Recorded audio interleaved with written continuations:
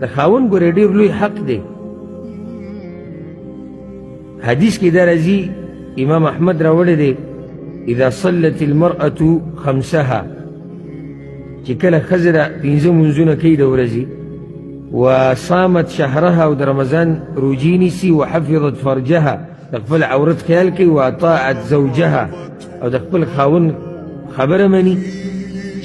قیل لها دخول الجنة من أي أبواب الجنة شئتي، دې ته به د قیامت په ورځ ویلی شي چې د جنت چې د کومه دروازه خوښوي په هغې ورننوځي.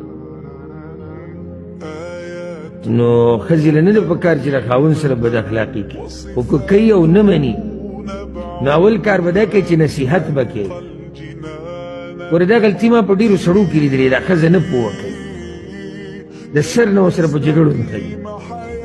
چې څنګه ښځه غلطي وکړي که نه بس کنځلې بدردي او ګړز ګړز او نه،